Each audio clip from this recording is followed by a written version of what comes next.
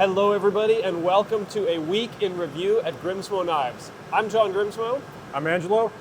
And we're just going to chat about everything that's going on. It's been a crazy week this week. It's been a very crazy week. I mean, it's been crazy years, but it's been a very busy week for us. A lot of stuff going on.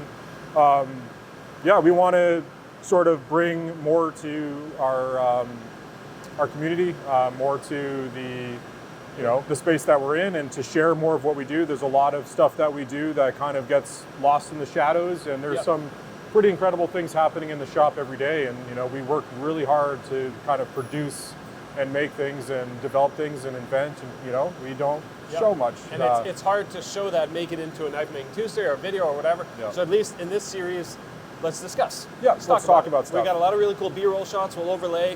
And we've got a nice outline here where we just get to go over quite a lot of things. Yeah, there's a lot that goes on that we don't have the time to make a polished video, or we didn't fit it in Knife Making Tuesdays, or it's just it's hard to get Ryan to come down and film a shot. So this just gives us a format that we can banter, talk.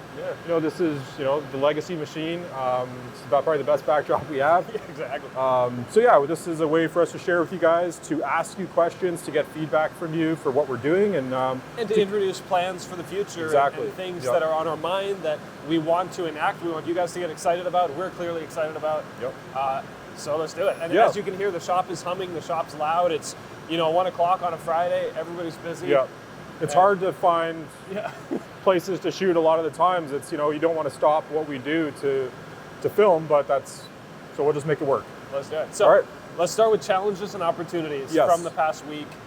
A lot has happened. Start me off with something that happened. All right. Let's start with this. We're testing some new coolant. We've been running the same coolant for quite a while. We run Qualchem. Pretty much exclusively for coolants. We've been on Qualichem 251 for 10 years now. 251C. For about 10 years now. It works great, but we want to move to the future, and we've been given some test coolant. So we spent the last 2 days stripping this machine down, cleaning it out, doing a big sump clean. As you machinists out there know, it's a pretty involved job. It's dirty, it's messy, but it was good for the guys to experience it. We have one of our more recent employees, Grayson, did a bang-up job, learning a lot more about this machine. How many gallons of chips do you think were in the tank? Oh, I don't know. We filled 2 bins full of titanium chips. So after a while, they settle. Especially the chips we make are pretty needles. Small, They're tiny little chips, and the conveyors we have aren't really suited to that type of chip. So in the future, we do want to, next machines we'll get something a bit more fancy for the conveyor. But for now, this, just requires a bit of work. So we've done some manipulation of the coolant flow from our coalescer, because a lot of times we get a lot of chips packing up on this end, and that's bad. You're getting an environment for the breeding of bacteria. You're not getting flow. You're getting a lot of oil sitting there. So we're actually using the flow of the return of the coalescer to maneuver coolant through. Get some flow, Exactly. So that way we actually reduce the amount of tamp oil sitting on top of that coolant considerably. Excellent. So we'll be doing a clean out and a fill, and we'll be reporting back on that coolant. Hopefully it's good. Good. And the new coolant, I'm pretty sure it's GeoCool 890. 890, I looked over right there. So so we'll see how it works. We have pretty tight requirements for what we do. We're pretty picky with our stuff. We've been offered a lot of stuff from different everybody, and we have to test it. We can't just throw stuff in here and run it. It's every little thing we do, exacerbates. And if we put in something wrong, which we've done once in the past, it costs us. It takes weeks, of time to fix. So,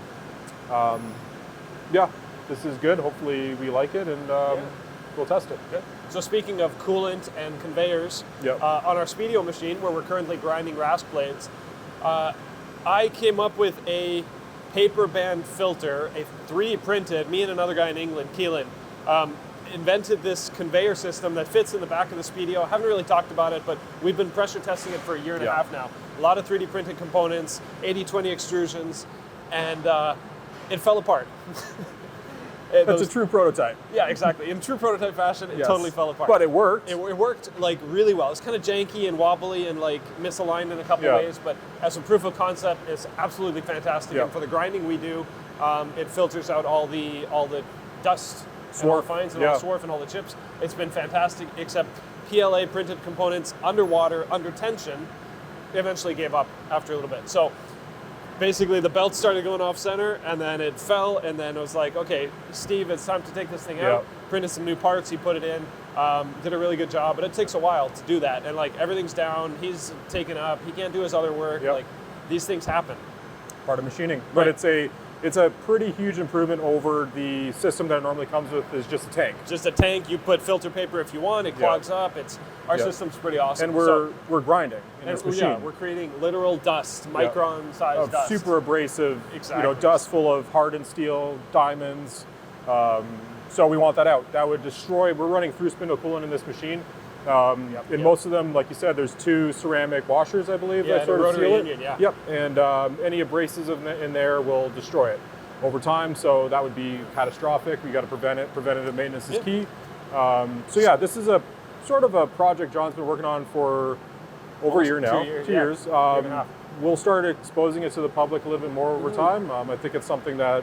Like I don't want to create an expectation. Like one thought was to make the system and sell it, but that's not what we do. That's not what we do. We've talked to other people. However, I do have a version 2 in my brain. I started designing it. That's going to be so sick. Yeah. So anybody with a Speedio, reach out and bug John to get one. So okay, moving on. The big one.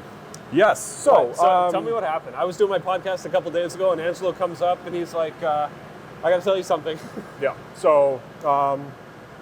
So we're setting up tubes. We have a new machinist. We have a new setup. Well, not new setup. We're setting up changes in our setup, but we're also trying some new tools. So we're trying a new drill in a material. Pretty long drill, like pretty 12 long drill. D, 12D. So it's 12D with specific to a certain job. So we're drilling holes in order to produce a product. We drill all our tubes out. So the tube for the pen, we used to buy bar stock, or we now buy bar stock and we drill it through. So to make that hole in challenging materials, so we set up the drill. We're pretty happy with the alignment. We have about 2/10 of run out on our drill to our X and Y. Pretty happy with the setup, and we tried drilling one, and the drill exploded violently, super violently. So like your drill is like this, and it's coming through. It's probably about this long, It's not that long. And it has to go all the way through. And you said almost, maybe halfway through or something? Halfway through, it started to, basically we were packing chips and getting no flushing out. And those chips packing basically explode, like the amount of pressure in there, it can't overcome. It wasn't cutting, it was just essentially jamming in a bunch of chips. Okay, so then the drill explodes, then what? Drill explodes and takes out our safety glass, like a bullet. So in 17 years of, machining and metalworking, I've never experienced it. You see it all over Instagram, videos, whatever. It happens to people. Never happened to me, never happened to anybody here. It's not something you want to happen. No, of course. At all. But we've broken drills before and never really seen that. Yeah, usually they just go twits. Yeah, but this was a big compression explosion. I mean, on the plus side, like the glass did its job. That shrapnel didn't go into you. Yeah, so we have some pictures of that you guys will see. So that was our week. It was nobody wants to see that happen. It's a little bit of a jarring experience when it happens like right there. But it happened. We know why it happened. We were pretty confident with our setup. We believe that there wasn't enough pressure on the through coolant and it wasn't evacuating the chips. And we're kind of compromising on this drill that's geared towards titanium. And the coating on that drill is for titanium. It's actually a very similar coating to this. And you were trying to cut nickel aluminum bronze? Nickel aluminum bronze, because that's bronze. It should cut pretty easily, but it wasn't evacuating the chips quick enough, and the through spindle coolant on a drill this long is super crucial. And it was actually escaping out of one of the other collets. One of the other holders? Exactly. So it wasn't seeing the pressure we needed, it wasn't evacuating the chips, and this happened within seconds. So it's a pretty finicky setup. We've made thousands of these tubes before. We've drilled a lot of this, so it was a bit of a surprise for us, but that's it happens. I'm glad the operator's safe. I'm safe. The machine is okay. We replaced the glass. Had a new glass. Yes, in stock. they keep that in stock. They acted like it was normal, and to us it's like embarrassing to say. So we're confident. Moving forward, we're going to get the setup back together. We installed the new window. Our new machinist Jeff did a great job installing it. So we'll be running that again. Yeah. Excellent. Moving on to the Kern. So the Kern runs so much, 6+ days a week, sometimes 24 hours a day, it just keeps running the next day. It's fantastic, it runs so much. So I'm trying to find as much time as possible so that we can make more product, make more knives. And this little magical device is a Zadaro 8-flute ball end mill, 1/4-inch ball end mill.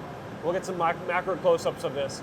Most ball end mills are 4-flute or 2-flute, or some are 5 or 6. So Zadaro went out and made an 8-flute end mill, and it is kind of made for these super alloys, titanium, stainless steels, currently uncoated, which works fine. And if you can maximize and push that tool to get not only tool life, but surface finish and material removal and save time, the more flutes, the faster you can cut.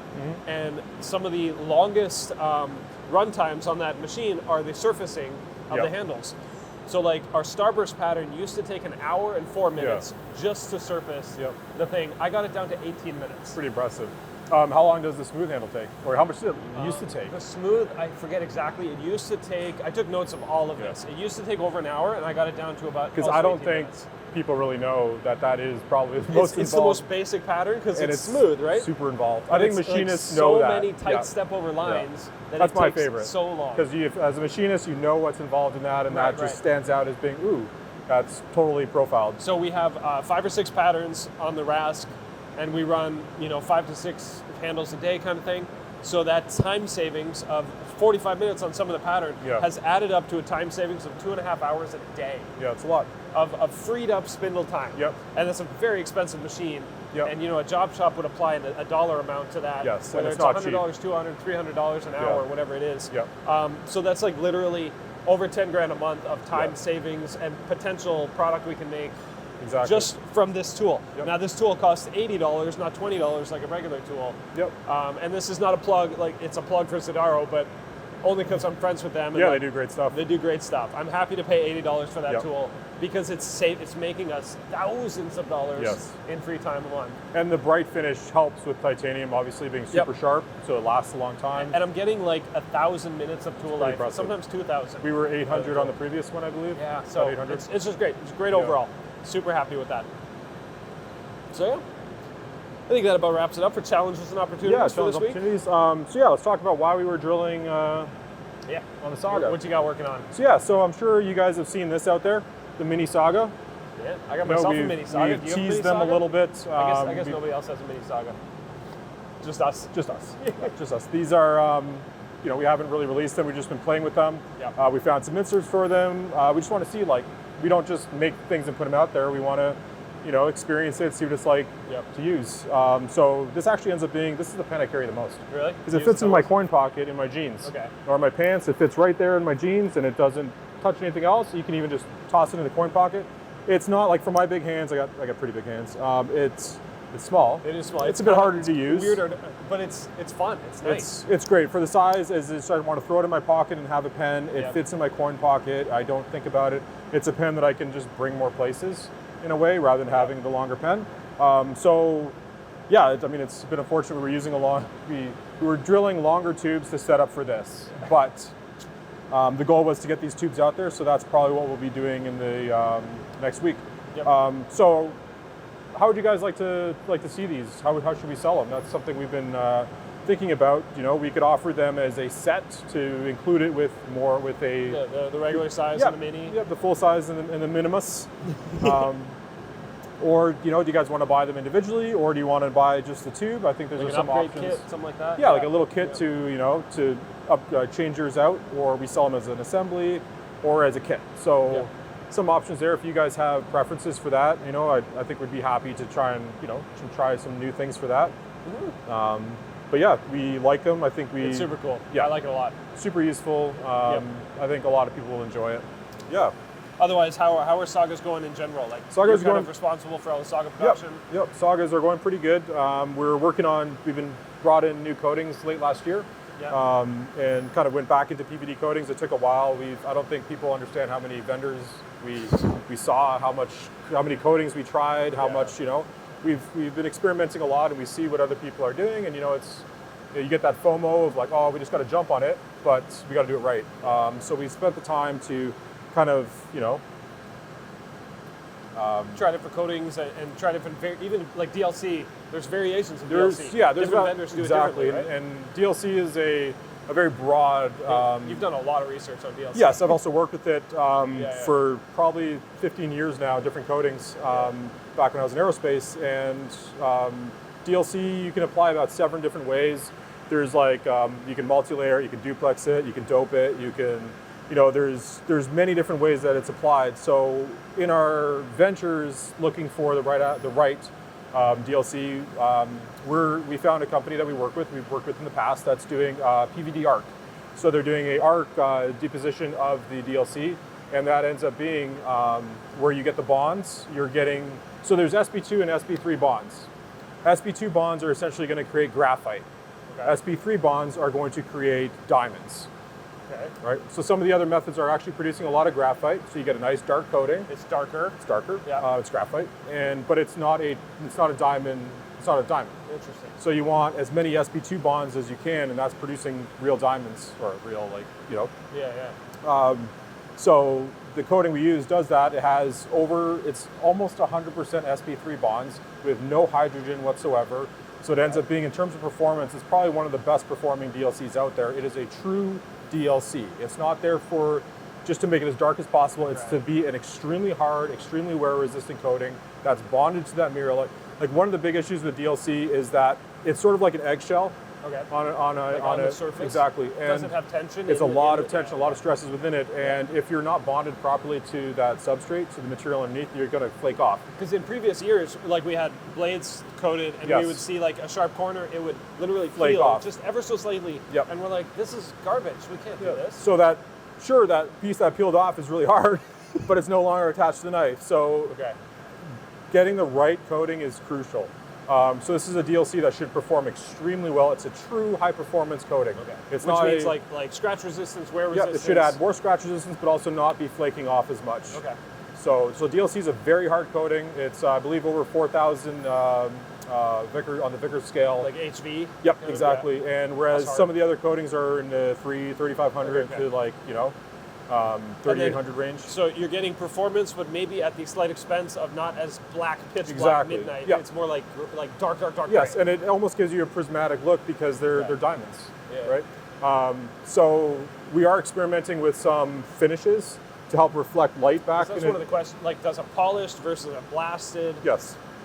I think we have parts there now. Exactly. That we're waiting to so we've sent some parts out that we'll experiment with to try and get the visual look to give some options to that visual look. Okay. And there are other coatings that are also dark that we can experiment with as well. Mm-hmm. So we will try and get a black coating in the future, but we're not going to do that at the expense of the performance of the DLC. There you go. I like it. That's the right way to do it. So that's what we have our do standards. Yes, it's got to be done right. So we're not doing things just to be pretty. They have to perform. They have to be excellent. Yep. So we have an extremely low reject rate on that. So we're pretty happy with it. I know in the past, Eric and I sent out parts for coating like 7 years ago. Yep. And we'd have like 50% scrap rate. Yep. Especially with DLC. That hurts so much, guys. Especially with DLCs. A lot of the other coatings you get a better rate on. It's more just the handling issues that we see, or you can get some fading out from the deposition. Because it's like line of sight coating. Pretty much. So the part is supposed to rotate, but if it doesn't rotate well or whatever. Or it rotated too many times and exposed one face more than the other. Right. Because they kind of sit in a carousel that rotates as it rotates. Yeah. And it's all geared up and they spin as they spin, and it's line of sight. In this chamber that's at 1,000 degrees or 400. It's less for DLC. That way we can do it on these. But it's... there's a lot going on. Yes. So it's we're not scientists in that field, but we understand enough to kind of work with it. So the other coatings we're working with, we've obviously done titanium, aluminum nitride. We'll be trying aluminum titanium nitride, which will also give us a dark black look. Okay. Not food safe, so we'll see what we do with that. Okay. Then the caramel coating that we've done recently. Yeah, I like these little love parts. it. It's probably one of my favorite coatings. Yeah. That's a titanium, silicone. It's basically SiVN, and it's a multi-layer coating. This is one of the toughest coatings out there. And this is multi-layer. This is used a lot in on end mills for titanium cutting. Okay. So it's one of those full circle things for us where we use the tools and then we put it on what we make. But this will be a very durable coating that should, be very wear resistant, will be very resistant to any flexing or, abrasion resistance. It won't be the same as DLC, but it should be pretty close. It's 3,500. Yeah, I mean, titanium by itself scratches relatively easily. Yeah. And yeah, use your stuff and let it wear in, but these coatings sort of just make it not really scratch that much. Yep, much better. Excellent. Yeah, the coatings come out super beautiful.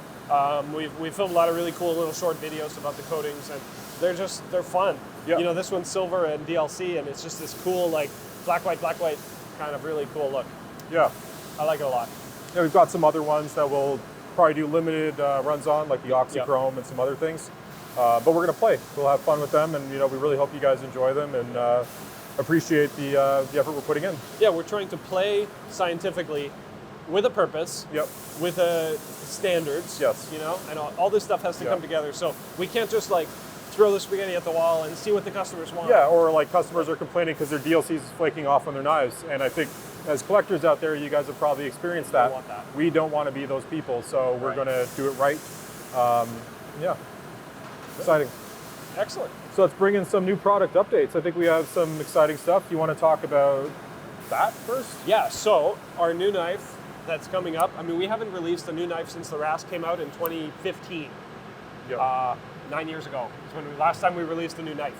So this knife, name coming soon, I'm going to hide it for now, but it's tentatively called the Integral because it's an integral handle, one-piece frame. This one's got speed holes in the handle, which I really just put so that I can see where the edge sits and I can see how much gap and if it's even and stuff. A lot of things with this prototype are just to experiment and learn and play.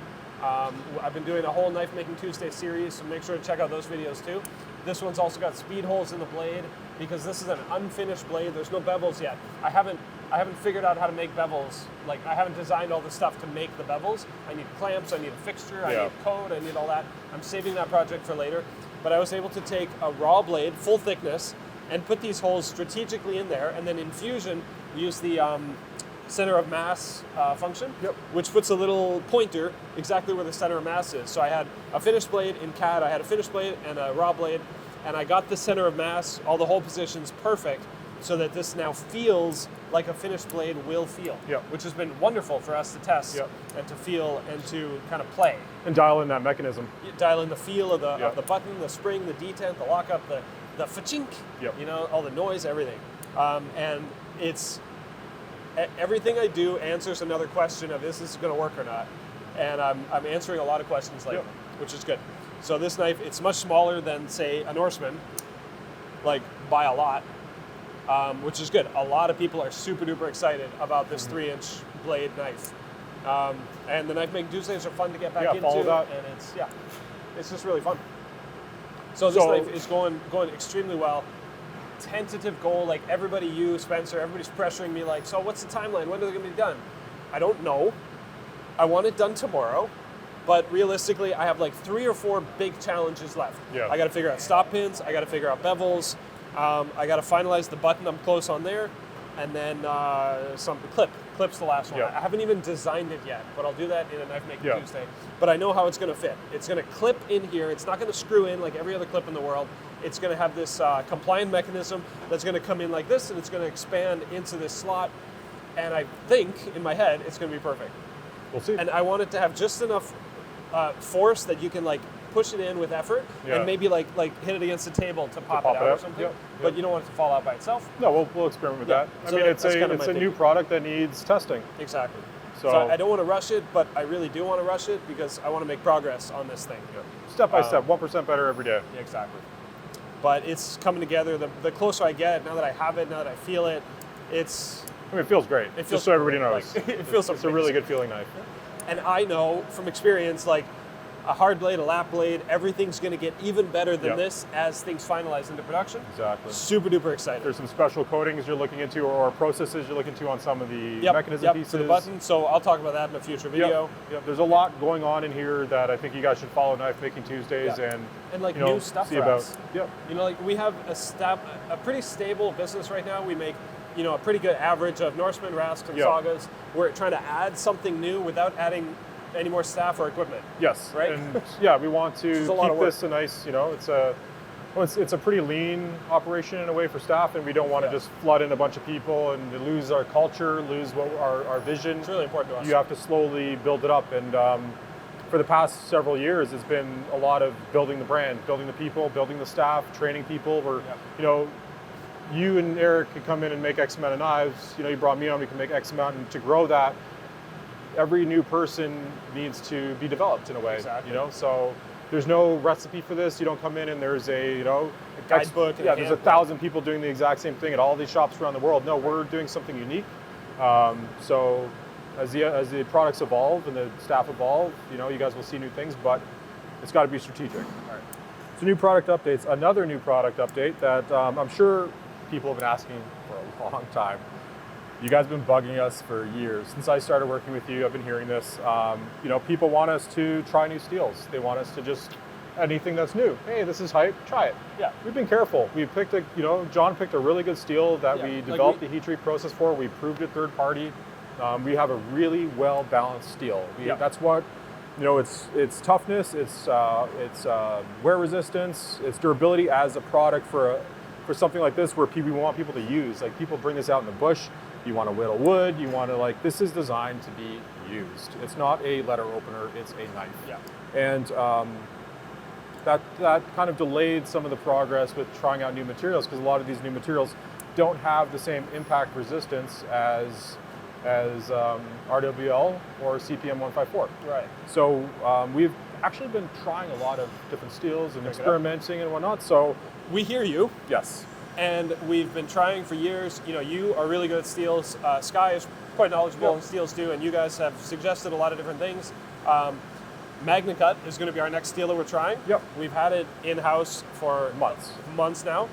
We've made a couple. This one is MagnaCut. Yeah, we made 2 testers that we've passed around, used it as internal testers to really beat up. Like, I carried it for a week. You carried it for a week. Really, I would say we abused these knives in order to see. We don't want these knives to chip out. Like, very, very rarely do these. Like, I don't think we've ever. Like, have we ever gotten one back chipped out? Like, it's not something that really happens. Like, no, I don't think. Like, RWL is such a good steel. Yeah. I think it's downplayed. I think it's underwhelmed. Yeah. Because it's not hype. It's not new. It's like so stable, you Yeah. guys. You have no idea. It is one of the cleanest steels ever. Extremely powdered clean. The way they make it in Europe is literally one of the cleanest processes we've ever seen. With some of the other steels we've experimented with, it's not the same. We've seen inclusions, we've seen a lot of warping. Yeah, warping's a bad problem. Yeah, Imagine porosity. if all the molecules in the steel are not so homogeneous, and then you heat treat it to 2,000 degrees, and then you quench it to negative 321, and you lap it, and you bend it, and grind it, and warp it. It just starts going like this. Yeah. But RWL is so clean, it's got less of that problem. Yes, yeah, it's been a great steel to work with, just in every way. Yeah. So it ends up being a super tough steel. We keep it nice and hard. So it's still going to be our standard. Yes, we're going to we'll keep still that up. keep it, because, you know, people. But we want to play with some other stuff too. Yes. So yeah, we've been testing them internally. We're also sending out some blades to third-party testing in order to do some microscopy, in order to see the carbide distribution, just to ensure that the testing we're doing the heat treat we're doing is right. So we're going to do some internal testing, some third-party testing. We've spoken with Laren Thomas about this to see, you know, what parameters we should be. Who invented exactly. So we're following his recipe and what's recommended. We're not going to run this as hard as we possibly can, because, again, these knives are meant to be used. Yeah. We're not making safe queens. We're not making very delicate, flimsy knives. And we're not just trying to make the specs like, oh, we got 65 Rockwell. Yes. No, we're doing it right. It needs to be usable and proven. We have to prove it. So that's been hidden for a while now. A lot of people have been asking, when can we release this embargo? When can we talk about it? Well, maybe now. So now's the time to talk about it. So you guys should start to see some of these trickle through pretty soon. How we sell them, we'll decide. We'll figure it out. Yeah, whether it's in a batch or, you know, buyer's choice. Yeah. So that's pretty exciting. I think you guys should be pretty excited about it. There's actually some other little more piece unique steels we're working with as well that you guys will find out about in the future, because we're going to really have fun this year. A lot of what we've done in the past few years have been establishing processes and machines and equipment in order to do this without just pumping out something because it's hype. Yeah, exactly. Yeah. I don't know, you can erase this later, but like the cost, even the cost of this, like people assume there's a big price differential between the steels. Right. You're talking like pennies. At the volume, Like the price of a raw blade in Yes. RWL versus CPM versus it's S390 nothing. or whatever. That's not a steal. It's not the reason. Yeah. Yeah, they're like maybe $1 difference, $2 difference at most, Yep. and essentially pennies.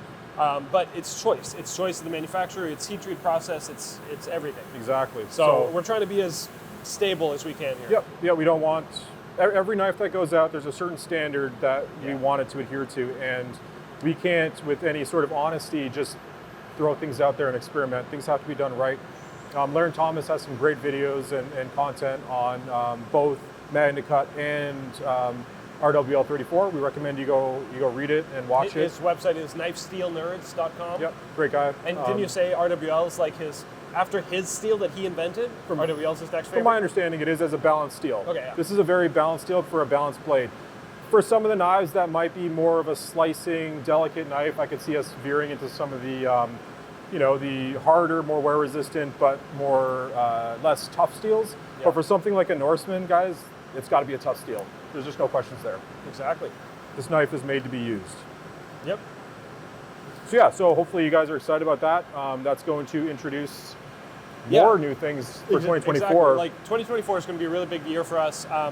We're going to play with MagnaCut. Well, we're going to strategically, scientifically play. But we've been playing with it. We've been playing with it.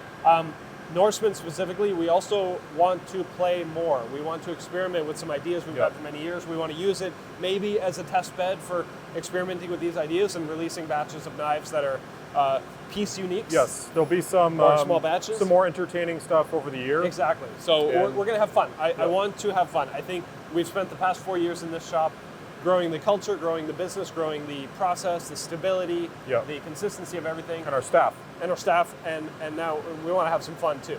So we're going to play with that. Yep. Things are coming. So there's more news for the future, but for now we'll leave it at that. I think that's a pretty big piece of information. Yeah. And last product update, not a product really, but so our buying system has been, I think, confusing to a lot of people because we can only make so many knives. We have a lot of customers out there that want to buy our stuff. So we've been doing kind of a maker's choice. We make what we want and we email the list, like here's a couple choices, do you want some? For a short period of time we had buyer's choice where we would email you a form and you'd be like, sweet, I can choose this pattern, this color, this whatever. Yep. We're bringing that back. Buyer's choice is coming back. I'm on my 5th software developer over the past 5 years for a buyer's choice system. It's hard. This new guy is awesome. It's really hard to do exactly what I want, what I envision. I am not a programmer, but I know what I want.